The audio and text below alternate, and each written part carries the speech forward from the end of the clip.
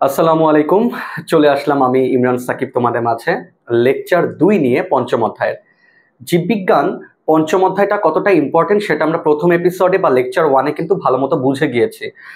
আজকে লেকচার 2-এ আমরা কি কি পড়বো সেগুলো নিয়ে একটু ধারণা আগে দিব। তার আগে একটু বলে নিই গত ক্লাসে আমরা কি কি পড়েছিলাম বা লেকচার 1-এ কি কি ছিল। দেখো, লেকচার 1-এ কিন্তু মূলত ছিল উদ্ভিদের খনিজ পুষ্টি নিয়ে। উদ্ভিদের খনিজ পুষ্টি কি, এর বিস্তারিত যত ব্যাপার আছে আমরা কিন্তু গত ক্লাসে দেখে ফেলেছি বা গত এপিসোডে দেখে ফেলেছি। আমরা যে লেকচার 2-তে আসছি, লেকচার 2-তে কিন্তু আমরা উদ্ভিদের খনিজ পুষ্টির সাথে কোনো মিল পাবো না। দেখো, লেকচার 2-তে কিন্তু আমরা বলতে গেলে, দেখো তারপরে যদি আমরা যাওয়ার চেষ্টা করি দেখবে প্রথমেই শুরু হবে 5.2 প্রাণীর খাদ্য ও পুষ্টি। দেখো, প্রাণীর খাদ্য ও পুষ্টি যখন আমি বলবো তখন অ্যাকচুয়ালি কার কথা আসে? মূলত মানুষের কথাই আমরা বেশি গ্রহণ করি। তাছাড়াও দেখো, একটু খেয়াল করো, আমি যদি তোমাদের বলি এটা একটা এনিম্যাল সেল, এটা একটা এনিম্যাল সেল, এই সেলের ভিতরে এটা হলো নিউক্লিয়াস। হ্যাঁ, নিউক্লিয়াস পোর্শনটা, এই যে যে কোষটা, এই কোষটা থেকে তুমি অধ্যায় 2-এ বলো, তুমি অনেক কিছু কিন্তু পড়েছো। তো সেখানে একটা অঙ্গাণু ছিল, you know about it, mitochondria. এটা কি? মাইটোকন্ড্রিয়া ছিল। আমাদের না এই অধ্যায়ের বেসিকটা বা বেসটা এখান থেকেই শুরু হয়। আমি আবারও বলছি, প্রাণীর খাদ্য ও পুষ্টি বলতে আমি তোমাকে খাদ্যগুলো চেনালাম, সবগুলো চেনালাম, বাট অ্যাকচুয়ালি কিন্তু ব্যাপারটা ওরকম না। ব্যাপারটা হলো আমাকে আগে বেসটা ক্লিয়ার করতে হবে। তাই দেখো, তোমাদের শুরুর প্যারাটায় বইতে যে দেখবে, শুরুর যে প্যারাটা আছে 5.2 প্রাণীর খাদ্য পুষ্টি, সেইটাতে গেলে তোমরা এই ওয়ার্ডগুলো দেখবে। আমি এখন যা যা বলবো ঠান্ডা মাথায় সবাই একটু বোঝার চেষ্টা করো। ধরো এটা একটা কোষ, হ্যাঁ, এরকম অসংখ্য কোষ নিয়ে আমার দেহ গঠিত, তাই তো, তাই না? আমার দেহে অসংখ্য কোষ পাবে। এখন আমার দেহের কোষগুলো, ধরো তুমি আঙ্গুল দেখতেছো, আঙুলগুলো তোমার নাড়াতে হচ্ছে না? বলো, এই আঙুলগুলো কি করতে হচ্ছে? নাড়াতে হচ্ছে। তো আঙুলগুলো নাড়ানোর জন্য শক্তি পাচ্ছ কোথা থেকে? তুমি বলতেছো ভাই এটা একটা ব্রেইনের সিগন্যাল, ব্রেইন বলতেছে আঙুলগুলো নাড়াতে, তাই আমি নাড়াতে পারছি। বাট না, এখানকার আঙুলের যে সেলগুলো আছে সেই সেলগুলো মূলত একটা শক্তি প্রদান করে। সেই শক্তি প্রদানের কারণে আমরা এই আঙুলগুলো নাড়াতে পারতেছি। এখানে সেই শক্তিগুলো এটিপি আকারে আছে এই কোষগুলোতে। যদি কোষগুলোতে এটিপি না থাকতো তাহলে কিন্তু লিটারেলি এই আঙুল নড়তে পারতো না। দেখো, আমি এটাই বোঝাতে যাচ্ছি। ধরো এটা আমার সেই আঙুলের সেল, এই সেলের ভিতর মাইটোকন্ড্রিয়া আছে, রাইট? দেখো, প্রথমে ধরো তুমি বা আমি কি করলাম, ভাত খেলাম বা বিভিন্ন প্রকার খাদ্য গ্রহণ করলাম। গ্রহণ করার পর সেগুলো পুষ্টিতে কনভার্ট হলো হজমের পর বা পরিপাকের পর, ঠিক আছে? ওই যে যে পরিপাকে মানে হজমের পর যে কনভার্ট হলো পুষ্টিতে, এটা আমরা অধ্যায় শেষের দিকে পাবো। এই অধ্যায় শেষের দিকে তোমরা অবশ্যই দেখতে থাকবে স্কুল ম্যাথমেটিক্সের ভিডিওগুলো, জানতে পারবে পরিপাক সম্পর্কে। তো যাই হোক, যেটা বলছিলাম, পরিপাক শেষে যে পুষ্টিতে কনভার্ট হলো, সেই পুষ্টিগুলো আলটিমেটলি জানো রক্তের মাধ্যমে বাহিত হয়ে আমাদের সেলে চলে আসে। এখন দেখো, সেলের মধ্যে তাহলে কি প্রবেশ করলো? সেলের মধ্যে তাহলে পুষ্টি প্রবেশ করলো। এই যে দেখো, পুষ্টি। আর আমরা মানে শোষণ মানে শ্বাস প্রশ্বাস গ্রহণ করার মাধ্যমে, মানে প্রশ্বাস গ্রহণ করার মাধ্যমে আমরা কি অক্সিজেন আগে থেকে নিয়ে রাখছি না? তাহলে বলো, কোষের মধ্যে আগে থেকে কি আছে? অক্সিজেন আছে। আর মাত্র কি নিলাম? পুষ্টি নিলাম। এই অক্সিজেন আর পুষ্টি মাইটোকন্ড্রিয়াতে যে, কোথায়? মাইটোকন্ড্রিয়াতে যে বিক্রিয়া করবে। মূলত বাবারা, এটা চতুর্থ অধ্যায়ের পড়া। চতুর্থ অধ্যায় বলতে তোমাদের যে জীবন ইসে মানে সালোক সংশ্লেষণ, শ্বসন, এগুলো নিয়ে বলা আছে, ওটাই কিন্তু এটা মানে এই অধ্যায় মানে এটার আলোচনা। তো এটা না, দেখো মাইটোকন্ড্রিয়ার ভিতরে সেই পুষ্টি অক্সিজেন যাবে, যাওয়ার পরে বিক্রিয়া করবে। বিক্রিয়া করে কি উৎপন্ন করবে? এটিপি, শক্তি। দেখো, এই শক্তিটাই এখানে আছে, এখানে জমা জমা আছে, যার কারণে আমি এটা নাড়াতে পারতেছি। তাহলে আমি এই বেসিক কথাগুলো কেন ক্লাসের শুরুতে এতক্ষণ বললাম? দেখো, 5.2 এর প্রথম টপিকটা হলো প্রাণীর খাদ্য পুষ্টি। প্রাণীর খাদ্য পুষ্টিতে তোমাকে প্রথমেই ওখানে বলা আছে যে জীব দেহ নানা রকম খাদ্য গ্রহণ করে থাকে, যে খাদ্যগুলো থেকে আমরা মূলত পুষ্টি পেয়ে থাকি, আর পুষ্টিগুলো মূলত আমাদের শক্তির যোগান দেয়। এইসব বেসিক কথা, এগুলো তুমি রিডিং করতে পারো। বাট এই বেসিকটা কি তুমি জানতা? আজকে ভালো মতো জেনে নিলা যে আমার দেহে যত কোষ থাকে, যত এই জায়গার বলো বা হৃৎপিণ্ডের বলো বা স্টমাক, যেই জায়গার কোষগুলোই বলো, সেই কোষগুলোর ভিতরে পুষ্টি যায়। এবং আমি তো আগে থেকে রক্তের মাধ্যমে অক্সিজেন নিয়েই রাখছি।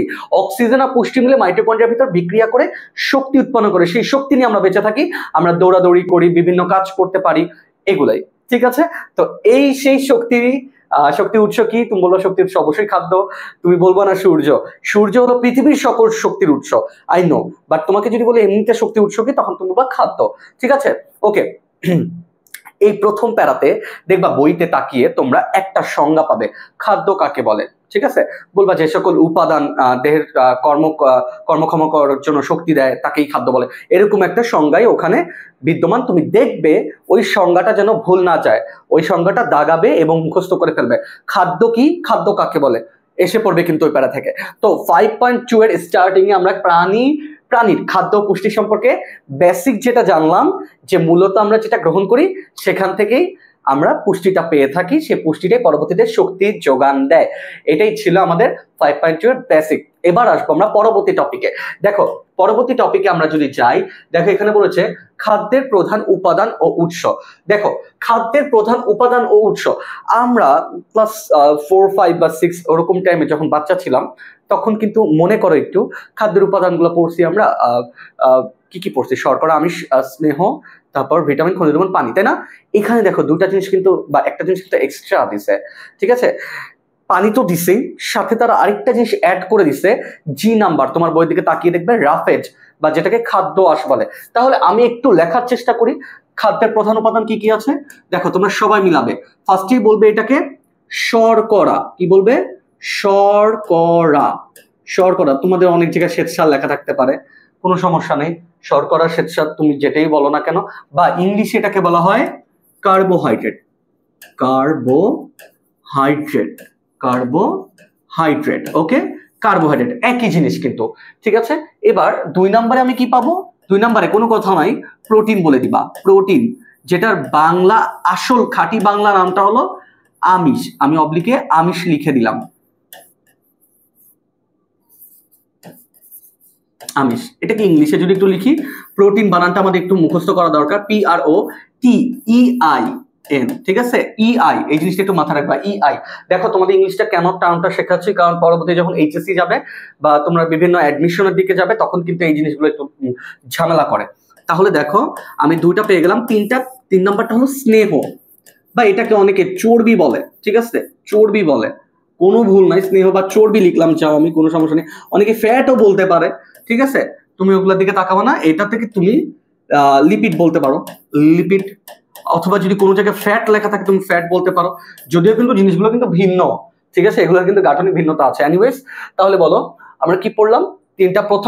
প্রথম 3টা বলো কি কি? শর্করা, বা এটাকে শ্বেতসার বলতে পারো, বা কার্বোহাইড্রেট ইংলিশে, প্রোটিন বা আমিষ যেটাকে তুমি কি বলবা? ইংলিশে প্রোটিনই বলছো, স্নেহ বা চর্বি যেটাকে লিপিড অর ফ্যাট বলতে পারো। এখন কথাটা শোনাই তো, এই 3টা না মূলত প্রধান খাদ্য উপাদান, একদম প্রধান।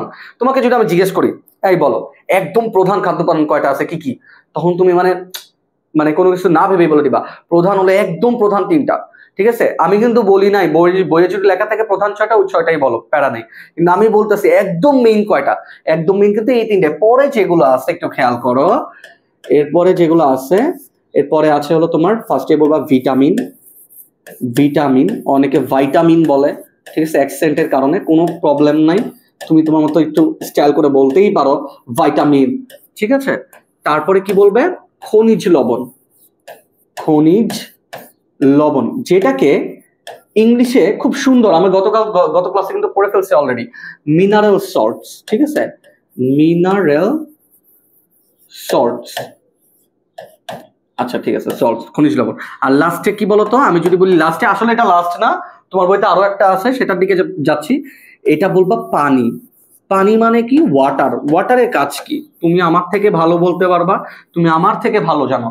পানির কাজ কি? দেহের সাম্যতা রক্ষা করা। আমরা কাজগুলো একটু পরে আসতেছি, কাজগুলো আমরা একটু পরে আসতেছি, কোনো সমস্যা নেই। আমরা লাস্টেরটা দিকে যাই। দেখো লাস্টে কি বলছে, লাস্টে আরেকটা জিনিস তোমার বইতে আছে, সেটা হলো খাদ্য আঁশ বা রাফেজ। যে আমি একটু পুরোটাই লিখে দিই, দেখো খাদ্য আঁশ, আঁশের উপর একটা চন্দ্রবিন্দু দিবা, খাদ্য আঁশ বা রাফেজ। ঠিক আছে, রাফেজ। এটাকে ইংলিশে কি বলে জানো? খুবই মজার একটা নাম, তোমরা এটা আগেও শুনছো, ডায়েটারি ফাইবার। ঠিক আছে, ডায়েটারি ফাইবার। ঠিক আছে, এই যে দেখো, তাহলে আমার কিন্তু 7টা যে বলছি খাদ্য উপাদান, সেগুলো সম্পর্কে কিন্তু বলে দিছি। ঠিক আছে, এই যে দেখো প্রথম 3টা তো একদম মেইন বলে দিলাম। তারপর তোমার বইতে এই যে দেখো পরে আরো 4টা আসছে। এই যে 3টা দেখতেছো না, এই 3টা 1 থেকে 3 তো মানে একদম মেইন খাদ্য উপাদান। আর পরের 3টা মনে রাখবা, এখানে পাশে লিখে রাখো তোমরা খাতায়।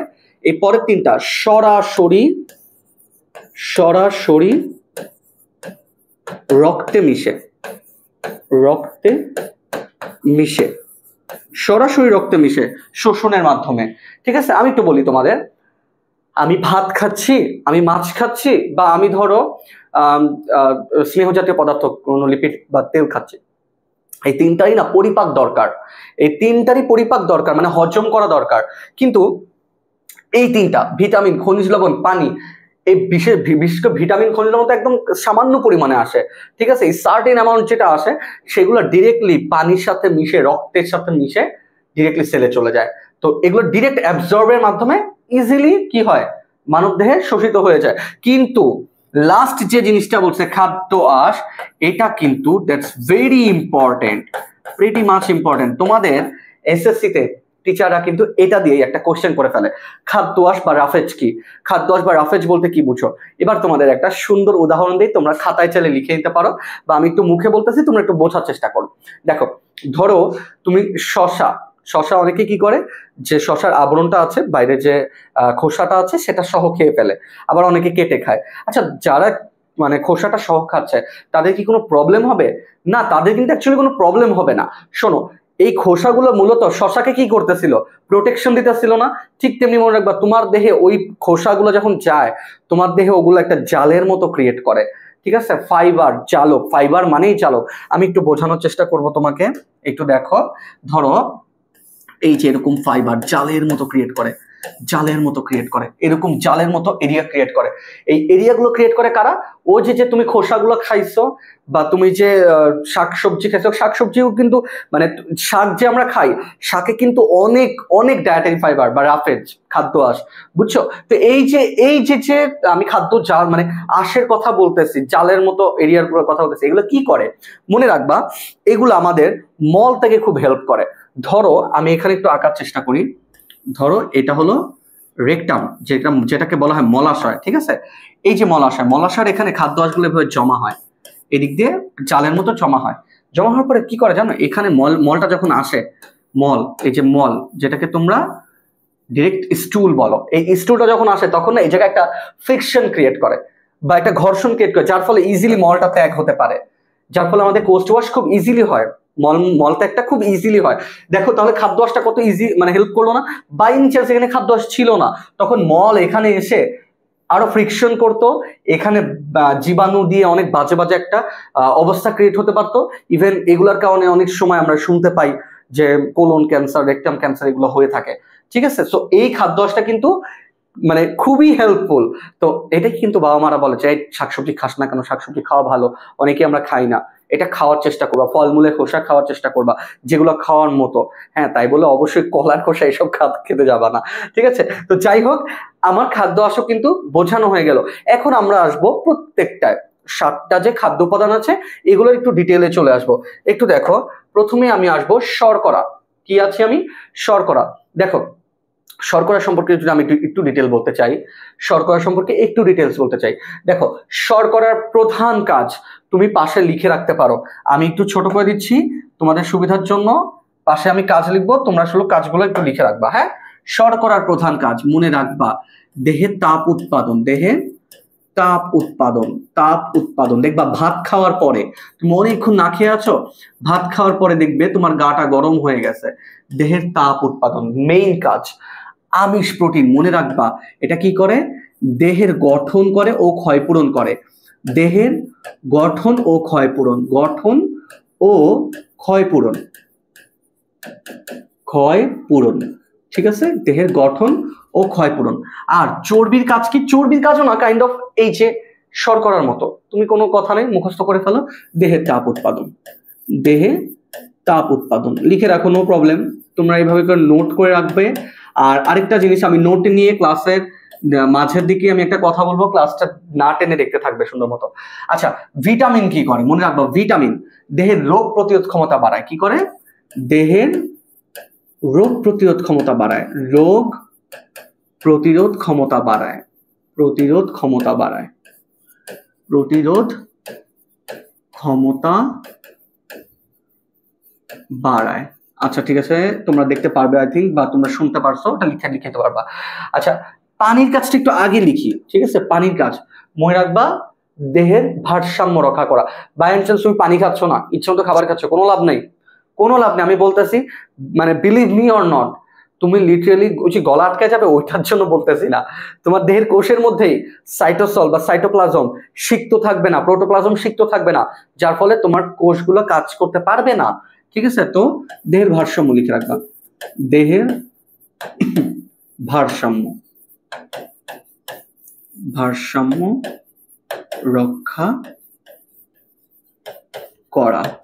আচ্ছা, এবার আমরা আসবো খনিজ লবণের কাজে। খনিজ লবণের কাজ কি মনে রাখবে? খনিজ লবণ মিনারেল সল্টস গুলো যখন আসে শাক পাতার মাধ্যমে, সবজির মাধ্যমে যখন আসে, তখন এগুলো দেহের বিভিন্ন জৈবিক কাজে হেল্প করে। দেহের জৈবিক কাজে, জৈবিক কাজ করা, দেহের জৈবিক কাজ করে, ঠিক আছে? জৈবিক কাজ করা মানে বিক্রিয়াগুলোতে হেল্প করে, এগুলোই। তো এই যে দেখো আমার কাজগুলো আছে, এই কাজগুলো আমি এক লাইনে করে লিখছি কিন্তু। আচ্ছা, খাদ্য আঁশের কাজ কি? তুমি ভালো মতো জানো খাদ্য আঁশের কাজ কি, আমি কিছুক্ষণ আগে বলে দিচ্ছি, ওই ডিসক্রিপশন থেকে তুমি লিখলেই হবে। এখন এই যে পয়েন্টগুলো দিছি, এই কয়েকটা খাদ্য উপাদানই তোমার বইতে বারবার করে উল্লেখ করা আছে, এর বেশি কিন্তু কিছু নাই, এর বেশি কিছু নাই। এবার আমরা আসবো একটু ডিটেইলে, যে ডিটেলটা তোমাকে না জানলে, মানে ডিটেলটা যদি না জানো, তুমি আসলে কিছুই করতে পারবে না। আমরা একটা করে ডিটেল দিব, ঠিক আছে? আমরা একটা করে ডিটেল দিব, তোমরা খুব শর্টলি চেষ্টা করবে খাতায় লিখে নেওয়ার, ঠিক আছে? তোমরা চেষ্টা করবে খাতায় লিখে নেওয়ার, আমি যা লিখবো সুন্দর মতো খাতায় লিখে নোট করে ফেলবে, ঠিক আছে? একটু দেখার চেষ্টা করো। তো আমরা প্রথমেই আসবো শর্করায়। শর্করা মানে কি? কার্বোহাইড্রেট। দেখো, কার্বোহাইড্রেটের প্রধান কাজ যদি আমি বলি একটা কাজ, সেটাই হবে দেহের তাপ উৎপাদন আর শক্তির যোগানো। মূলত তাপ উৎপন্ন করাই এটিপি উৎপন্ন করে, আর তখন তো শক্তি উৎপন্ন হবে। তো এটার পরে আমি প্রথমেই তোমাদের বলতে চাবো একটা ছক সম্পর্কে, যে ছকটা শর্করাতে না জানলেই নয়, তোমাকে জানতে হবে। শর্করা যদি পড়ো, তোমাকে এটা জানতে হবে। তোমাকে যদি আমি একটা কোশ্চেন করি, যেহেতু এসএসসির এমসিকিউ তোমরা আমাদের প্রিমিয়াম কোর্সগুলোতে পাবে, এসএসসির যত এমসিকিউ গুলো আছে, আপাতত ভিডিওতে হয়তো তোমরা এভাবে দেখছো, বাট আমরা যখন প্রিমিয়াম কোর্সগুলো দেখাই, ক্লাসগুলো করাই, তখন কিন্তু প্রত্যেকটা বোর্ডের এমসিকিউ বলো, স্কুলের এমসিকিউ বলো, সব কিন্তু আমরা সলভ করাই, ঠিক আছে? তো ওইটা দিকে না যে আমি একটা কোশ্চেন তোমাকে একটু করি, ধরো বোর্ডের একটা কোশ্চেন, শর্করা কত প্রকার? তোমার বইতে লেখা আছে, ধরো তুমি বলবা যে ভাই শর্করা কত প্রকার, বইতে তো লেখা নাই, একটা বক্স ছিল, শর্করা 3 প্রকার, মনে রাখবা। তো বইতে যখন থাকবে, সরি, তো এমসিকিউ তো যখন থাকবে যে কত প্রকার, এমসিকিউ তো যখন থাকবে যে কত প্রকার শর্করা, তখন তোমরা কোনো কথা নেই, বইয়ের ছকটা একটু মেলাবে। বইতে কিন্তু একটা ছকে বলা ছিল যে শর্করা 3টা ভাগ আছে, একটা হলো এক শর্করা, এই দেখো এইভাবে লেখা আছে, যেটাকে ইংলিশে বলে মনোস্যাকারাইড। তারপর হলো 2 শর্করা বা দ্বিশর্করা, তোমরা যেটাই বলো, 2 শর্করা আমি লিখে রাখি, কোনো প্রবলেম নেই, 2 শর্করা। আর লাস্টে হলো বহু শর্করা, বহু শর্করা। একটু খেয়াল করো কি বলতে চাচ্ছি, ইংলিশ নামগুলো বলে দিচ্ছি। দেখো, একটা নাম মনোস্যাকারাইড, ডাইস্যাকারাইড, পলিস্যাকারাইড। পলি মানে বহু, ঠিক আছে? ডাই মানে 2, আর মনো মানে 1। এখন আমার কথা শোনো, একটা স্যাকারাইড, আচ্ছা ধরো এই যে এখানে একটা গোল বল আছে, একটা বল, ঠিক আছে? এখানে একটা বল, বলো এখানে বল তুমি কয়টা দেখতে পাচ্ছ? একটা বল দেখতে পাচ্ছ, রাইট? দেখো একটা বল দেখতে পাচ্ছ, এখানে ধরো আরেকটা বল দিয়ে দিলাম, কয়টা বল হলো? 2টা বল। বা 2টা বল নিয়ে যদি একটা গঠন হয়, তখন সেটাকে দুই শর্করা বলে। মানে দেখো, এটা কিন্তু একটাই শর্করা, কিন্তু ভাঙলে তুমি কয়টা মনোস্যাকারাইড পাবা বা কয়টা শর্করা পাবা? 2টা শর্করা পাবা, এই জন্য নাম হয়ে গেছে 2 শর্করা। বাট এরকম একটা শর্করা পেলা যার মধ্যে অসংখ্য এরকম ছোট ছোট মনোস্যাকারাইড বা এক শর্করা আছে, ঠিক আছে? এই দেখো এক শর্করা এরকম অনেকগুলো এক শর্করা আছে, এগুলো মিলে কি হয়? বহু শর্করা। তাহলে বহু শর্করা মানে পলিস্যাকারাইড, অনেকগুলো মনোস্যাকারাইড মিলে যে স্যাকারাইড গঠন হয় তাকে পলিস্যাকারাইড বলে। এখন গঠন মানে কি? এক শর্করা মানে মনে রাখবা একটি থাকে, আমি বলতে পারি একটি, এখানে বলবো 2টি, ঠিক আছে? এখানে আমি বলবো অবশ্যই অনেকগুলো থাকে, ঠিক আছে? বহু, তুমি জাস্ট বহু লিখে রাখো, ঠিক আছে? ইন্টারে উঠে বা এইচএসসি তে উঠে ইনশাআল্লাহ তোমরা আরো জানতে পারবে এখানে অ্যাকচুয়ালি কতগুলো থাকে। এখন জানা দরকার নেই, এখন বইতে যেটা আছে সেটা। এক শর্করা উদাহরণ কি? কোনো কথা নেই, গ্লুকোজ। কি বলবা? গ্লুকোজ, কোনো কথা নাই, ঠিক আছে? দ্বিশর্করা উদাহরণ কোনটা? ভাইয়া দ্বিশর্করা উদাহরণটা খুবই ইম্পর্টেন্ট, সুক্রোজ, মনে রাখবা সুক্রোজ। তোমার বইতে কিন্তু আরেকটা আছে, ওটাও দেখে নিবে, সুক্রোজ, ঠিক আছে, সুক্রোজ। আর বহু শর্করা উদাহরণ কোনটা? স্টার্চ, ঠিক আছে, শ্বেতসার বলতে পারো এটাকে, আমি শ্বেতসার লিখে দিই শুধু বাংলায়, শ্বেতসার, ঠিক আছে, শ্বেতসার। আমি আবারও বলছি, এগুলা কিন্তু ভেরি ইম্পর্টেন্ট। আমি যদি বলি 1 শর্করা উদাহরণ কোনটি, বলবা গ্লুকোজ। আমি যদি বলি 2 শর্করা উদাহরণ কোনটি, সুক্রোজ। তুমি যদি বলি যে বহু শর্করা উদাহরণ কোনটি, বলবা শ্বেতসার, ঠিক আছে, স্টার্চ, সেলোবায়োজ আছে, আরো আছে, এগুলা তোমাদের ক্লাসের পড়া না, এগুলো হায়ার ক্লাসের পড়া।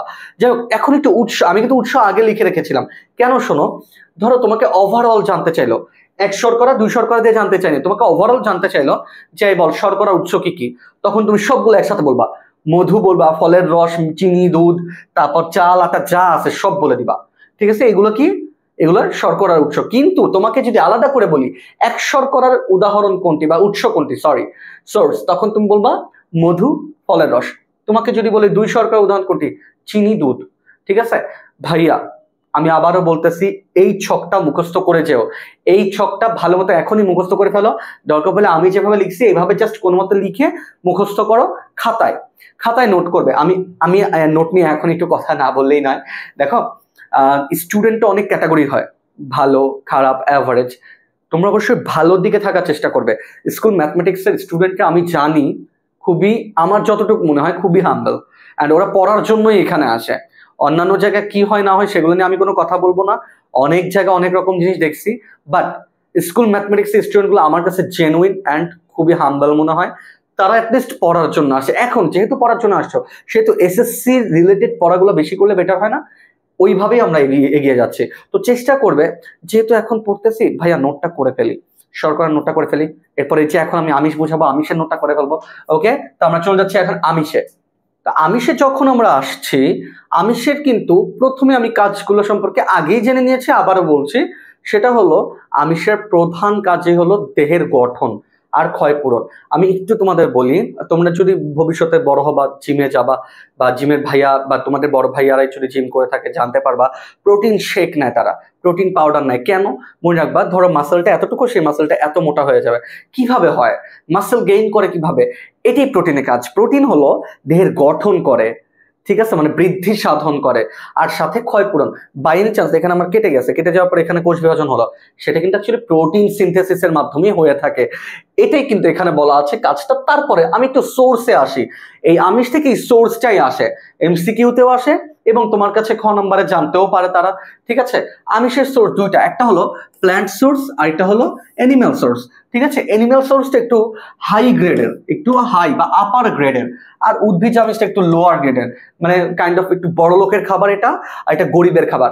বাই এনি চান্স ধরো তোমার কাছে টাকা পয়সা নেই, দেখবা তুমি কম টাকায় ডাল খেতে পারতেছো, একটু বাদাম কিনে খেতে পারতেছো, কিন্তু তোমার কাছে টাকা অনেক, তুমি আজকে এই যে একটা কোরাল ফিশ খেলে, তারপর চিকেন উইংস খেলে, এগুলো কিন্তু সব প্রাণীজ আমিষ। প্রাণীজ আমিষ একটু হাই ক্যাটাগরি, ঠিক আছে, ফার্স্ট ক্লাস প্রোটিন বলা হয় এটাকে মেডিকেলের ভাষায়, আর এটা কিন্তু মানে একটু লোয়ার ক্লাস প্রোটিন বলা হয়। এনিওয়েজ, আমি একটু তোমাদের মুখস্থ করাই দিই। দেখো, উদ্ভিজ আমিষটা একটু মানে একটু কম উদাহরণ, তো এটা আগে মুখস্থ করে ফেলবে। সেটা হলো ডাল, চীনাবাদাম, শিমের বীজ। দেখো তো সবই কি দানা দানা না? এটা কষ্ট করে মুখস্থ করে ফেলতে হবে। আবার বলছি ডাল, তারপর চীনাবাদাম, তারপর শিমের বীজ, ঠিক আছে। এবার একটু আসি প্রাণীজ আমিষে। মাছ, মাংস, ডিম, ছানা, পনির, কলিজা, ঠিক আছে, কলিজা। এখন দেখো ভুলটা কোথায় হয়, আমরা এখানে দুধ দিয়ে দিই। প্লিজ, দুধ আমরা এখানে অ্যাড করব না আপাতত। দুধের মধ্যে অনেক ফ্যাটও পাওয়া যায়, এই জন্য এই কন্ট্রোভার্সি আছে, এগুলো নিয়ে আমরা এখন যাব না। আমরা আপাতত কি বলবো? মাছ, মাংস, ডিম, ছানা, পনির, তারপর কলিজা। তোমার বইতে যা আছে ঠিক হুবহু ওইটাই বলে দিলাম, ঠিক আছে। তো এটাই হলো প্রাণীজ আমিষ, এটা হলো উদ্ভিজ আমিষ। তাহলে আমিষের মেইন কাজটা কি? দেহের বৃদ্ধি সাধন, ক্ষয়পূরণ, আর সোর্স দুইটা। আর এছাড়া আমিষে একটা কথা বলা আছে, কার্বন, হাইড্রোজেন, অক্সিজেন, এগুলো দিয়ে তৈরি হয় আমিষ, গঠন হয় এগুলো দিয়ে। এছাড়া তেমন কিছু নাই। এরপরে আসবে স্নেহ। স্নেহ নিয়ে কিছু কথা বলি তোমাদের, স্নেহ নিয়ে আমি ডিটেল লিখবো না। স্নেহ সেম দেখবা উদ্ভিজ উৎস, প্রাণীজ উৎস, এরকম বলা আছে। তারপর তোমরা চলে যাবে খনিজ লবণ, পানি, ভিটামিন। তিনটাতে যেই দেখবে শর্টলি কিছু কথা বলা আছে। বিশেষ করে পানি নিয়ে কথা না বললেই না। পানি হলো দেহের ভারসাম্য রক্ষা করে, পানি কত লিটার খেতে হয় এগুলো দেখবে। এবার একটু ভিটামিন নিয়ে আসি। দেখো ভিটামিন, হ্যাঁ, আমি তোমাদের এখানে লিখলাম ভিটামিন। ভিটামিনটা আমি কেন লিখে দিচ্ছি ভাইয়া একটু খেয়াল করো। ভিটামিন মনে রাখবা দুই প্রকার, একটা হলো মনে রাখবা ফ্যাট সলিউবল বা চর্বিতে দ্রবণীয়, চর্বিতে চর্বিতে দ্রবণীয়, ঠিক আছে, চর্বিতে দ্রবণীয়। আর এটা লিখবো water soluble, water soluble, water soluble মানে পানিতে দ্রবণীয়, পানিতে দ্রবণীয়। আচ্ছা একটু, আচ্ছা ওয়াটার সলিউবল মানে পানিতে দ্রবণীয়, হ্যাঁ পানিতে দ্রবণীয়, একটু খেয়াল করবে তোমরা, পানিতে দ্রবণীয়। এবার দেখো যেটা বলতে চাচ্ছি একটু খেয়াল করো, চর্বিতে দ্রবণীয়, পানিতে দ্রবণীয়। চর্বিতে দ্রবণীয় ভিটামিন কি কি আছে মনে রাখবা, কোনো কথা নাই, একদম মাথায় সারা জীবনের জন্য ঢুকে নাও। আমি বলছি ভিটামিন ডাকে, কি ভিটামিন ডাকে, ঠিক আছে। চর্বিতে দ্রবণীয় ভিটামিন কি কি আছে, ভিটামিন ডাকে, ঠিক আছে, ভিটামিন ডি, এ, কে, ই, ভিটামিন ডাকে, ঠিক আছে। ওই যে তুমি আমাকে ডাকতেছো ওই ডাকে, এটা তোমার বইতে যেভাবে লেখা আছে সেটা একটু লিখে দিই, ভিটামিন অ্যাডেক, ঠিক আছে, ADEK, একটু সুন্দর করে তার সাজিয়ে লিখেছে, ঠিক আছে। তুমি এটাও দিতে পারো, এটাও দিতে পারো, কোনো ভুল নাই, কিন্তু এটাতে ভোলা যাবে না। এখন তোমাকে অপশনে কি দিবে জানো, নিচের কোনটি চর্বিতে দ্রবণীয় ভিটামিন না, vitamin D, vitamin A, vitamin K, vitamin B, তুমি তো তখনই ধরাটা খাবা, ঠিক আছে। আর পানিতে দ্রবণীয় ভিটামিন কি কি আছে, ভিটামিন বি, ভিটামিন সি, ঠিক আছে, বি আর সি মনে থাকে, দেখো এ, তারপর বি সি ওখানে চলে গেল, ডি, তারপর কে, ই, ঠিক আছে। এই জিনিসগুলো একটু মনে রাখবে, ভিটামিনের এই জিনিসটা আসে। আর ভিটামিনের কাজগুলো, ভিটামিনের অভাবজনিত রোগগুলো, এগুলো কিন্তু একটু জানতে হবে। যদিও আমরা অভাবজনিত রোগ একটু পরে পড়বো, আমার নেক্সট লেকচারে কিন্তু অভাবজনিত রোগ পড়বো, সেটার জন্য অপেক্ষা করো। কিন্তু আমরা আজকের দিনে অ্যাটলিস্ট ভিটামিনের প্রকারভেদ, ভিটামিনের জিনিস এগুলো সম্পর্কে জেনে গেলাম। আর বইতে যেগুলো আছে সেগুলো সুন্দর মতো তোমরা স্পেশালি এগুলো লেখার সাথে সাথে নোট করে ফেলবে, সাথে দাগিয়েও ফেলবে, ঠিক আছে। 5.2 তে আমরা কিন্তু প্রাণীর আচ্ছা ঠিক আছে, এখান থেকে রেকর্ড হবে, সরি পজ, রিটেক। 5.2 সরি আবার 5.2 তে কিন্তু আমরা প্রাণীর যে খাদ্য বা পুষ্টির উৎসটা এগুলো সম্পর্কে কিন্তু জানতে পারতেছি আমরা, তাই না বলো, মানে পুষ্টির উৎসটা সম্পর্কে আমরা জানতে পারতেছি। আমরা অলরেডি কিন্তু শর্করা আমিষ সম্পর্কে জেনে ফেলছি। এখন একটা most valuable and most important একটা টপিক, যেটা যদি না পারো তোমার এসএসসি তে লিটারালি তুমি ব্যর্থ, এরকম একটা অবস্থা ক্রিয়েট হবে, ঠিক আছে। সেটা আমরা এখন পড়বো। তো কি হবে দেখো তো, আমরা কি পড়তেছি, পিরামিড। তোমার মনে হয় ভাই পিরামিড আঁকা কোনো ব্যাপার ভাই, এই যে আমি এঁকে ফেললাম, ঠিক আছে ভাই আমি এভাবে আঁকি না, এভাবে আঁকলে তুমি জিরো পাবা। আজকে আমরা পিরামিড আঁকার খুবই সহজ একটা নিয়ম পাবো, খুবই সহজ একটা নিয়ম শিখবো। দেখো এখানে যদিও আমরা কিন্তু এই যে এটার নাম কি, যে স্মার্ট বোর্ডটা আছে, স্মার্ট বোর্ডের সাহায্যে সুন্দর করে আমি রেখা টানতে পারি চাইলেই, কিন্তু আমি রেখা টানার দিকে যাচ্ছি না, আমি তোমাদের নিয়ম দেখাচ্ছি কিভাবে পিরামিড আঁকতে হবে। আগে পিরামিডটা আঁকা দেখো, মানে আদর্শ পিরামিড জিনিসটা কি সেটা পরে বলতেছি, আগে পিরামিড আঁকা শিখে নাও আমার কাছ থেকে। দেখো কিছুক্ষণ আগে কে যেন বললো আমাকে, ভাইয়া পিরামিড আমি এইভাবে আঁকবো, ঠিক আছে। আমি বললাম ওকে আঁকো, আমি কিন্তু ভুল বলি নাই, একটু দেখো, আমি এখন ভুল বলবো না, আমি বলবো ঠিক আছে আঁকো। হ্যাঁ ও শখ করে আঁকছে, আমি আর কি করবো। তুমি কি করবা জানো, দেখো তুমি ব্রিলিয়ান্ট কিভাবে, দেখো তুমি আস্তে করে এই বিন্দু, এই যে মানে উঁচুর যে বিন্দুটা এখান থেকে এরকম করে একটু টানবে, টেনে এই পর্যন্ত এসে অফ রাখবে, অফ রেখে এটার সাথে এটা মিলিয়ে দিবে। দেখো তো এখন পিরামিড হলো কিনা আরো সুন্দর, এটা একটা থার্ড ডাইমেনশনাল ব্যাপার হয়ে গেল, তাই না। এখন তুমি এইটার সাথে এটা মেলাও, এটার সাথে এটা মেলাও, এটার সাথে এটা মেলাও, তোমার অ্যাভারেজ ফ্রেন্ডরা কিন্তু এইভাবে আঁকবে, কিন্তু তুমি কি করবে, এটার সাথে এইভাবে করে সুন্দর করে দেখিয়ে দিবে, ঠিক আছে। আবার কালার করতে যেও না, এসএসসি লেভেলে তোমার কালার করতে হবে না, কিন্তু তোমাকে এইভাবে করে একটা থার্ড ডাইমেনশনাল পিরামিড আঁকতে হবে, কারণ তুমি কি এসএসসি বইতেই কিন্তু এইভাবে দেখতে পাচ্ছ। এবার একটু খেয়াল করো, তোমাকে আমি যদি বলি ক্ষেত্রফল কি, তুমি তো বুঝছো, তোমাদের তো স্কুল ম্যাথমেটিক্সে আভিক ভাইয়া তো সেই রকম ম্যাথ ক্লাস নেয়, যতদূর দেখলাম আমি। তো আভিক ভাইয়া যদি তোমরা জিজ্ঞেস করলা ধরো ক্ষেত্রফল কি, ক্ষেত্রফল তোমরা নিজেরা জানো যদিও। দেখো এই জায়গাটা একটু বেশি, একটা বেশি এরিয়া না, এরিয়াটা অনেক বড় মনে হচ্ছে না, কিন্তু এই জায়গাটা দেখো তুমি ধরলে মনে হবে অল্প একটু এরিয়া, রাইট। তো দেখো এই জায়গাটার এরিয়াটা বেশি, ক্ষেত্রফলটা বেশি, এই জায়গায় ক্ষেত্রফলটা কম। তাহলে বলো, তোমাকে যদি আমি বলি তুমি প্রতিদিন সবচেয়ে বেশি কি খাও, তোমাকে যদি বলি তুমি অবশ্যই বলবে ভাই ভাত খাই, ভাত রুটি এগুলোই বেশি খাই, তাহলে তুমি এখানে অবশ্যই কি লিখবে, ভাত রুটি লিখবে, তাই না। ভাত রুটি মানে শর্করা লিখবে, কি লিখবে, শর্করা। এখন তারপর আমি বললাম যে আচ্ছা তুমি ভাত রুটির সাথে খাও কি, তাহলে তুমি বলো ভাই ভাত রুটির সাথে সবজি বেশি খাই, ইচ্ছা মতো সবজি নেই ভাইয়া, সবজি শাক এগুলো নিয়ে মাখিয়ে মাখিয়ে সুন্দর করে খাই। তো তার মানে কি শর্করার পর ভিটামিনটা এখানে বেশি, কি বেশি, ভিটামিন। তুমি তারপরেই বলবা যে ভাইয়া এরপরে না আমি শাকসবজিটা মাখানোর পরে একটা ডিম বা একটা মাছ বা একটা চিকেন নিয়ে তারপর ভরায় ভরায় খাই, তো এটা কি তারপরেই আসবে আমিষ, আমিষ বা প্রোটিন। আর তারপরে বলবা যে ভাইয়া এগুলো তো সব রান্না করা হয় তেল দিয়ে, বা এখানে এর মধ্যে তো কিছু চর্বি জাতীয় পদার্থ আছে, এই জন্য এটা চর্বি। এই যে চর্বি, সবার উপরে চর্বি, তার মানে কি হলো ব্যাপারটা, তুমি সবচেয়ে বেশি কি খাও, শর্করা খাও, ভাত রুটি এগুলা খাও, তারপর তুমি শাকসবজি খাচ্ছ, ভিটামিন খাচ্ছ সবচেয়ে বেশি, মানে ইনটেক করতেছো, তারপরে আমিষ, তারপরে চর্বি। এটা হলো তোমার বই অনুযায়ী, আমি আবারও বলতেছি এটা তোমার বই অনুযায়ী। তোমার বইতে কিন্তু শক্তির পিরামিডটা বা আদর্শ পিরামিডটা, এই যে দেখো আদর্শ খাদ্য পিরামিড এইভাবে দেওয়া আছে, তুমি এটাকে একটা আদর্শ চিত্র, একটা আইডিয়াল পিরামিড তুমি বলে দিলাম, ভালো কথা মানলাম। তোমাদের তো বোর্ড পরীক্ষা এত সহজ হবে না যে তোমাকে একদম বইটা হুবহু দিয়ে দিবে, বা কলেজের যে টেস্ট পরীক্ষাগুলো হবে, বা তোমরা পরবর্তীতে হাফ ইয়ারলি ইয়ারলিতে যদি এটা পেয়ে থাকো এত সহজ হবে তা তো না। স্কুল ম্যাথমেটিক্স তোমাকে এখানে আলাদা করে দিবে। এবার একটু দেখো মজার জিনিস, ধরো আমি তোমাকে বলতেছি নাম হলো, ছেলের নাম কি দিব, ধরো তোমাদের এই প্রিয় সাজ্জাদ ভাইয়ের নাম দিলাম, হ্যাঁ এই যে দেখো ধরো সাজ্জাদ ভাইয়ের নামটা দিলাম, আমি জানি না স্পেল ঠিক আছে কিনা। এই যে সাজ্জাদ ভাই দেখো কি করে, সে প্রতিদিনই কেএফসিতে যায়, কেএফসিতে যায় চিকেন খায়, ঠিক আছে, চিকেন খায় কত, চিকেন খায় ধরো ধরো 1 কেজি, ঠিক আছে, আমি একটু বেশি বলে ফেললাম, চিকেন খায় 1 কেজি। তারপরে সে বাসায় এসে কোনো মতে তার ইচ্ছে হয়েছে একটু রাইস খায়, হ্যাঁ রাইস খায় কত, ধরো 300 গ্রাম, ঠিক আছে, সে খুবই খুবই মানে ডায়েটের মধ্যে আছে এরকম একটা জিনিস বোঝা যাচ্ছে। সবজি সে খায় ধরো ভেজিটেবল সে খায় বললাম 100 গ্রাম, ঠিক আছে। আর তৈলাক্ত জিনিস, যেহেতু চিকেন ভাজা খাচ্ছে তৈলাক্ত জিনিসটা একটু বেশি হবে, ধরো এখানে আমি বললাম ফ্যাট, ফ্যাট বললাম বা লিপিড বললাম ধরো 150 গ্রাম। এখন তুমি আমাকে বলো শক্তি পিরামিডে কে আগে পরে বসবে। এই যে দেখো পিরামিড আঁকা কত সহজ, আমরা কিন্তু পিরামিড আঁকা শিখে গেছি অনেক আগেই, তাই না বলো, আমরা পিরামিড আঁকা শিখে গেছি। এখন বলো এখানে কে বসবে, এখানে বসবে তুমি বলবা প্রোটিন, কে বসবে প্রোটিন, কারণ চিকেন সবচেয়ে বেশি খাচ্ছে প্রোটিন, তাই না বলো মাংস। তারপর কি বলো, তারপর হলো তুমি দেখতেছো রাইস, তার মানে এখানে কি তুমি বলবা কার্বোহাইড্রেট, শর্করা, শর্করা সবচেয়ে বেশি খাচ্ছে। তারপরে তারপর কি, তারপর তুমি বলবা ভাইয়া ভিটামিন, ভিটামিন না, তারপর তুমি বলবা ফ্যাট, লিপিড, ঠিক আছে, ফ্যাট লিখে দিলাম। তারপর তুমি কি বলবা, তারপর তুমি বলবা হলো ভেজিটেবল, সরি তুমি বলবা ভিটামিন, ভিটামিনটা নিচ্ছে।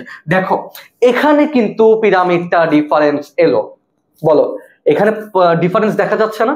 তো তুমি কি সবসময় বইটা দিতে পারবা, তুমি অবশ্যই পারবা না।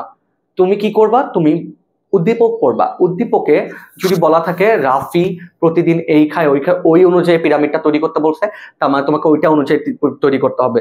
সবাইকে আবারও বলতেছি, তোমার মনে হচ্ছে যে ভাইয়া এই টপিকটা সুপার সুপার ইজি, আদর্শ খাদ্য পিরামিড বইতে যেটা আছে আমি হুবহু ওটাই করে দিব, না, তুমি এখানেই আলাদা স্টুডেন্ট হয়ে যাবা যদি তুমি আমার নিয়মটা ফলো করো। দেখো এটা যেখানে বলা আছে, মানে উদ্দীপকে যদি বলা থাকে সাজ্জাদের নাম করে বা রাফির নাম করে বা কারো নাম করে যে ও এগুলা খাচ্ছে, ওই অনুযায়ী একটা পিরামিড তৈরি করো, তোমাকে কিন্তু ওই অনুযায়ী পিরামিড তৈরি করতে হবে। সো এটাই আদর্শ খাদ্য পিরামিড। আর মূলত খাদ্য পিরামিডটা কেন আমরা দেখি, খাদ্য পিরামিডটা দেখি আমাদের প্রতিদিন যে খাদ্যগুলো খাচ্ছি তার মধ্যে কোনটাকে আমরা বেশি প্রায়োরিটি দিচ্ছি সেটা দেখার জন্য। নিউট্রিশনিস্টরা কিন্তু এই ব্যাপারে খুবই খুবই সচেতন। তারা বলে ডায়েট চার্ট করার সময় যে আপনি খাদ্য পিরামিড, এই যে দেখেন পিরামিড, এখানে কিন্তু লোয়ার পোর্শনে কিন্তু মানে আপনাকে বেশি খেতে বলা হচ্ছে, কোনটা বেশি খাবেন দেখেন, এগুলো কিন্তু বোঝানো হয়, ঠিক আছে। সো এটাই ছিল আদর্শ খাদ্য পিরামিড। এরপর লাস্ট আমাদের খাদ্য গ্রহণের নীতিমালা যে টপিকটা আছে সেটার দিকে আমরা একটা নজর দিব, ঠিক আছে। সর্বশেষ টপিক আজকের 5.2 তে দেখো খাদ্য গ্রহণের নীতিমালা।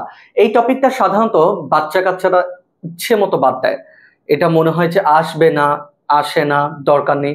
তবুও দেখো বাই এনি চান্স একটু আনকমন কোশ্চেন করার ট্রাই করলো, তখন না তোমাকে এই টপিকটা থেকে একটু ধরতে পারে। ধরতে পারে বলতে কেমন, একটু কথা বলি। ধরো উদ্দীপকে তোমাকে বলছে যে 6টি খাদ্য উপাদান আছে, এগুলো সম্পর্কে গ নাম্বার তোমাকে খাদ্য উপাদান জানতে চেয়েছে, মানে শর্করা বা আমিষ সম্পর্কে বিস্তারিত বলতে বলছে, তুমি বলতে পারছো। কিন্তু ঘ নম্বরে তোমাকে বললো যে উক্ত 6টি বা 7টি খাদ্য উপাদান দ্বারা যে গঠিত সমন্বিত যে খাদ্য আছে তা মূলত দেহের মানে উপকারে আসে বা দেহের জন্য ভালো, এসব টাইপের কথা বলতেছে। একটু খেয়াল করো কি বলতে যাচ্ছি। দেখো একটা টার্ম আছে সুষম খাদ্য। সুষম খাদ্য কি বলতে পারো, সুষম খাদ্য হলো যে সকল খাদ্যের মধ্যে খাদ্যের 6টি উপাদানই আছে বা খাদ্যের উপাদানগুলো পারফেক্টলি মেনটেন করা আছে, পারফেক্ট রেশিওতে বা অনুপাতে আছে, এটাকে সুষম খাদ্য বলে এক কথায় বা খাঁটি কথায়। এখন দেখো আমি তোমাদের বলতে চাচ্ছি খাদ্য গ্রহণের নীতিমালা। ওইখানে সুষম খাদ্য টপিকটা কেন আসলো? শোনো, তুমি যদি একটা মানুষ খালি ভাতই খেতে থাকো তাহলে কিন্তু কোনো লাভ হবে না। আলটিমেটলি তোমার কিছু ভিটামিনও নিতে হবে, তোমার কিছু আমিষও নিতে হবে, চর্বিও নিতে হবে। ইভেন চর্বি বেশি খাচ্ছ তাও কিন্তু হবে না। সবকিছু একটা পারফেক্ট রেশিওতে থাকতে হবে। আর এটাই যখন চিন্তা করি আমরা, তখনই সুষম খাদ্য টার্মটা চলে আসে মাথায়। তো দেখো, প্রথমেই তোমার এই যে টপিকটা আছে বইতে, এখানে দুইটা জিনিস খুব ভালো মতো আইডেন্টিফাই করা যায়। আমরা একটু এই টপিকটা পরে শেষ করে দিব। দেখো, ফার্স্টেই বলছে সুষম খাদ্যের বৈশিষ্ট্য। ভাই, সুষম খাদ্যের বৈশিষ্ট্য কেমন হবে একটু খেয়াল করো। তুমি যেন তেন খাবার নিতে পারবা না। তুমি অবশ্যই দেখবা সুষম খাদ্যের মধ্যে খাদ্যের প্রত্যেকটা উপাদান আছে কিনা, পারফেক্টলি পাচ্ছে কিনা, রাফেজ আছে কিনা, তারপরে দেখবে যে এর মধ্যে ভিটামিন পর্যাপ্ত পরিমাণে পাচ্ছে কিনা, তারপর চর্বি শর্করা আমিষের অনুপাত ঠিক আছে কিনা, ঠিক আছে, তারপর সহজলভ্য কিনা, তারপর দাম কম বেশির ব্যাপারটাও মাথায় রাখতে হবে। কারণ তুমি খুব বেশি দাম দিয়ে সবসময় কিনে খাবে এটা তো ঠিক না, বা পারবাও না। ঠিক আছে, এইটাই হলো সুষম খাদ্যের বৈশিষ্ট্য। দেখবে তোমার বইতে পয়েন্ট করে দেওয়া আছে। এগুলো ক্লাস যদিও 5-6 এর পড়া, তবুও পড়ে ফেলবা। ঠিক আছে, এবার 2 নম্বর যে টপিকটা আসবে, সুষম খাদ্যের তালিকা তৈরি। দেখো, তালিকা তৈরির মধ্যে তুমি প্রথমে একটা এই টপিকটা পাবা, পূর্ণবয়স্ক পুরুষ অথবা নারীর জন্য একটা তালিকা। ঠিক আছে, বড় একটা বক্স টেবিল পাবা। ভাই, এটা কি পরীক্ষা আসে?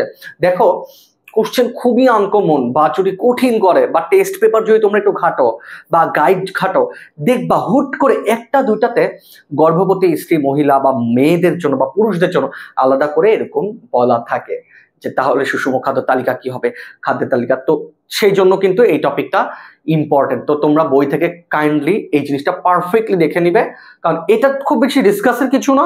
সুষম খাদ্য সম্পর্কে জানবা আর এই বক্স থেকে একটু এক্সপ্লেইন করে দিবা, বক্সে কত কিলোক্যাল আছে, কত কি আছে, ঠিক আছে, কতটুকু পরিশ্রমী না পরিশ্রমী এগুলা। এবার দ্য লাস্ট ওয়ান, বাংলাদেশে সাধারণ খাদ্য সমূহের পুষ্টিমান। একটু বলি তোমাকে, ধরো তুমি একটা চিপসের প্যাকেট ওপেন করছো, চিপসের প্যাকেটের পিছে দেখবা বলা থাকে, হ্যাঁ বলা থাকে প্রতি 100 গ্রামে, প্রতি 100 গ্রামে, 100 গ্রাম, ঠিক আছে, 100 গ্রামে পাবেন, দেখো পাবেন কি, এত কিলোক্যাল, এত কিলোক্যাল, ঠিক আছে, কিলোক্যাল, কিলোক্যাল। কিলোক্যাল মানে কি মনে রাখবা? কিলোক্যাল মানে কি ভাইয়া? কিলোক্যাল বারবার বলতেছে, মনে রাখবে এটা হলো তোমার যে মানে শক্তি, মানে খাদ্য থেকে যে শক্তি পাচ্ছে, এই শক্তির এককটাকেই বলতেছে তারা কিলোক্যাল। অ্যাকচুয়ালি এটা ক্যালোরি, বুঝছো? ক্যালোরিটাকে শুধু ক্যালোরি দিয়ে আমরা করি না, আমরা কিলো ক্যালোরি দিয়ে করি, এই জন্য এটা সংক্ষিপ্ত রূপ কিলোক্যাল আকারে আসছে। দেখবেন আপনারা আপনাদের বইতে যে টপিকটা বললাম, লাস্ট যে টপিকটা বললাম, বাংলাদেশের সাধারণ খাদ্যসমূহের পুষ্টিমান, ওইখানে যে দেখবেন বইয়ের পেজে বক্স আছে, বক্সে দেখবেন ভাত ডাল, মানে চাল ডাল ভুট্টা থেকে শুরু করে সবগুলো আছে। ঠিক আছে, দেখবেন ভাতে, তারপর সরি ঘি, তেল, ডালডা, এগুলো দেখবেন অনেক বেশি, 900 কিলোক্যাল পর্যন্ত চলে গেছে। ভাতে মেবি 100 না 150 এরকম করেছিল, বা 300। দেখবেন এই জিনিসগুলো কিন্তু আপনার এমসিকিউ তো হুটহাট দিতে পারে। যেমন আমি আপনাকে অবশ্যই বলবো চর্বি মাখন ঘি, এটা একটা পড়ে যাবেন, ভাতেরটা পড়ে যাবেন, আসতেই পারে। ঠিক আছে, এরকম বক্স আছে। তো আমার এই টপিকটা জানলে আমার সুষম খাদ্যের তালিকা তৈরির ব্যাপারটা হয়ে গেল। আর সুষম খাদ্যের বৈশিষ্ট্য আমরা পড়বই, এটাই খাদ্য গ্রহণের নীতিমালা টপিকে বলা আছে। তাহলে আমরা একটু রিক্যাপ করি আজকের ক্লাসটা ফার্স্ট থেকে। দেখো, ফার্স্ট থেকে যদি রিক্যাপ করি, আমরা প্রথমে কি প্রাণীর খাদ্য পুষ্টি নিয়ে পড়েছি। প্রাণীর খাদ্য পুষ্টি কিভাবে আমরা শোষণ করতেছি, এখানে শক্তি উৎপন্ন হচ্ছে। তারপরে আমরা কি পড়ছি, খাদ্যের প্রধান উপাদান কি কি আছে, শর্করা, প্রোটিন, ভিটামিন, আমরা এই প্রত্যেকটা কাজ পড়ছি, নামগুলো পড়ছি বাংলা ইংলিশ সহ। তারপর আমরা কি এগুলো প্রত্যেকটা দেখো ডিটেইল বলছি তোমাদের, প্রত্যেকটা ডিটেইল বলছি, ভিটামিন সম্পর্কে জানাইছি। তারপর আমরা রাফেড সম্পর্কে আগেই আলোচনা করছি। তারপর আমরা মোস্ট ইম্পর্টেন্ট একটা টপিক আদর্শ খাদ্য পিরামিডে ছিলাম। আদর্শ খাদ্য পিরামিডেও কিন্তু আমরা অনেক কিছু পড়ছি, বিশেষ করে কিভাবে আমরা একটা পারফেক্ট পিরামিড আঁকবো। অবশ্যই পিরামিড কিন্তু পেন্সিল দিয়ে আঁকবে, কলম দিয়ে কখনোই আঁকার চেষ্টা করবে না। তারপর দেখো একটা আনকমন একটা মানে একটা সাজ্জাদের নাম নিয়ে কিন্তু আমরা একটা কি করেছি, একটা আদর্শ পিরামিড তৈরি করছি। এটা সাজ্জাদ কিভাবে খাচ্ছে ওই অনুযায়ী, ঠিক আছে, এটা কিন্তু ওটা বলা আছে। তারপর দেখো এখানে কি বলেছি, লাস্ট টপিক যেটা আমরা বললাম খাদ্য গ্রহণের নীতিমালা। সেই খাদ্য গ্রহণের নীতিমালায় যে কিন্তু আমরা দেখতে পেলাম যে সুষম খাদ্যের বৈশিষ্ট্য আমাদেরকে জানতে হবে, সুষম খাদ্যের তালিকা তৈরি করাটা একটু হলেও দেখে নিতে হবে। সেই খাদ্য তালিকা তৈরির মাধ্যমে আমরা পূর্ণবয়স্ক পুরুষ ও নারীর জন্য দেখলাম। আর লাস্টে কিন্তু বাংলাদেশে খাদ্যসমূহের যে কি শক্তিমান আছে সেই জিনিসগুলো কিন্তু আমরা জানতে পারলাম।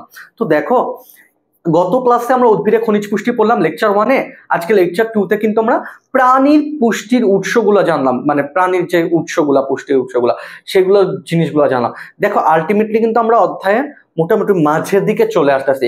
লেকচার 3-এ কিন্তু তোমরা একদম এই যে পুষ্টির অভাবজনিত যে রোগগুলো আছে, এই রোগগুলোর সম্পর্কে কিন্তু বিস্তারিত জানবে। দেখো তোমরা যদি এই রোগগুলো সম্পর্কে পারফেক্ট জানতে চাও এবং তোমার যদি মনে হয় হ্যাঁ এই রোগগুলো থেকে একটা যদি পরীক্ষা আসে আমি কিন্তু একদম পারফেক্টলি লিখতে পারবো, তাহলে কিন্তু লেকচার 3 তোমার জন্য অপেক্ষা করছে। তো লেকচার 3টা কিন্তু ফার্দার ডিলে না করে দেখে ফেলবে তোমরা যখনই আপলোড হয়। আর তোমরা স্কুল ম্যাথমেটিক্স এর সাথেই থাকো। স্কুল ম্যাথমেটিক্স তোমাদের জন্য সবচেয়ে ভালো কন্টেন্ট, সবচেয়ে ভালো শিক্ষামূলক যে কন্টেন্টগুলো আছে সেগুলো প্রোভাইড করবে। আর স্কুল ম্যাথমেটিক্সকে যদি তোমরা ভালো বেশিই ফেলো, অবশ্যই তোমরা তোমাদের ফ্রেন্ডস সার্কেলকে বিনামূল্যে এটা শেয়ার করবে, বলবে যে দেখ এটা কত সুন্দর একটা ক্লাস দিচ্ছে ভাইয়ারা, অবশ্যই পাশে থাকবি। আর পাড়া প্রতিবেশী আন্টি আঙ্কেল যারা আছে তাদেরকেও সাজেস্ট করবা। তোমাদের মাধ্যমে স্কুল ম্যাথমেটিক্স কিন্তু অনেক বড় একটা পর্যায়ে চলে যাবে। ঠিক আছে, সো ডিলে না করে কিন্তু ফেসবুক পেজ ফলো দাও আর ইউটিউব সাবস্ক্রাইব করো। দেখা হবে। আমি ইমরান সাকিব চলে যাচ্ছি আজকের মতো, ইনশাল্লাহ নেক্সট কোনো ক্লাসে আমাদের দেখা হয়ে যাবে। আল্লাহ হাফেজ।